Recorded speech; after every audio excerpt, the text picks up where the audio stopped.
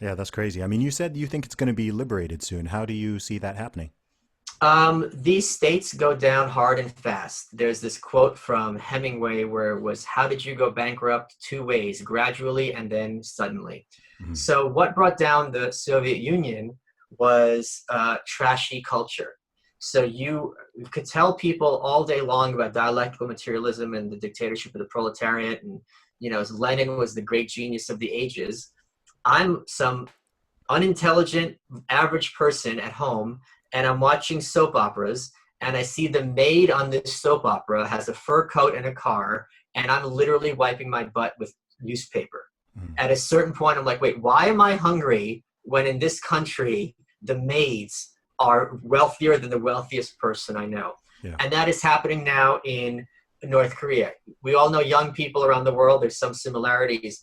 At a certain point, you want to listen to a song that isn't about the leader or that isn't about the military. I Yeah. just want to dance, right? Mhm. And having K-pop come in and having South Korean soap operas come in and having more refugees reporting back with things like cell phones and you have people and smugglers across the border. Mm. And when people report things back that are so disparate to what you've been taught and how you live, that cynicism toward the regime is very, very healthy.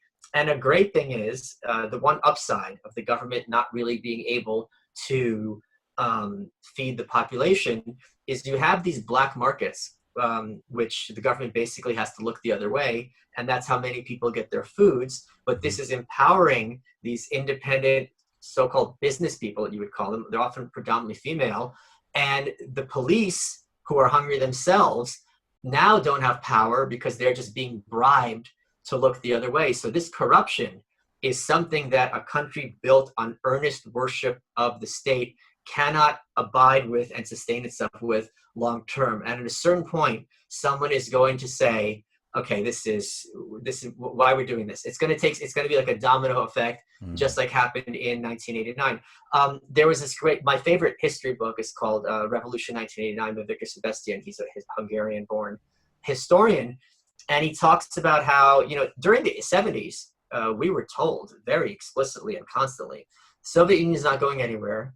We better sit down and shut up and have a detente and figure out how to work together. We have to learn how to learn all the cartoons, even children are taught this. If you look at cartoons from that era, comic books, we have to learn how to work together. We have to learn how to live together. No one's going anywhere. This is forever. Mm. And then you had Gorbachev, Reagan, Thatcher, and Pope John Paul to some extent sat down and they're like, all right, we're not doing this.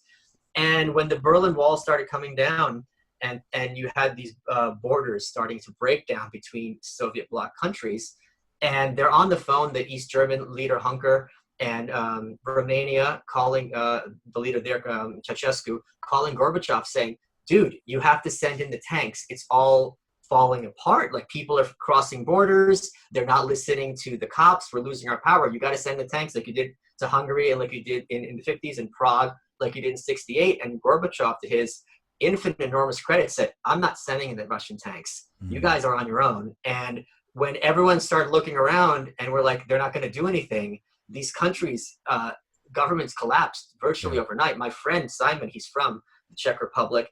He was conceived, under communism, born under after the Velvet Revolution. Yeah. And even when his mom was pregnant, she goes, I never even imagined the idea that you wouldn't be grow up under communism. That's how quickly these things happen. The big concern, of course, is China, Mm. because they do not want an American ally on their border, nor can you blame them. They don't want 20 million people who don't speak Chinese crossing the Tumen River, setting up camp in Manchuria, people who've Mm. never, been online and have no real skills to deal with and who are desperately poor. Yeah. So these are two very real concerns about the collapse of the North Korean state and what's keeping it in power. But thankfully, I don't think it's going to last much longer, especially because Kim Jong Un has shown very many signs that he is, on some level, interested in liberalizing his nation. The problem he has is when these leaders go down, they personally are often and correctly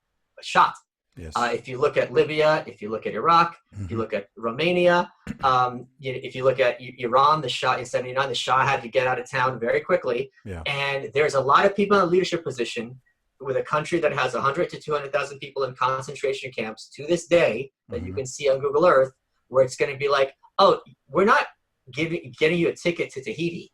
Like, you're either going to get shot or you're going to jail for the rest of your life. Or you're like unconscionable crimes against humanity. I mean, the blood of starving children is on your hands, and you did this gleefully and proudly. So that is a real a tricky situation for him personally, even if he wanted to liberalize to some extent, even just to get them to the China place of like levels of freedom. I do not scam. Put some respect on my name. Sick like a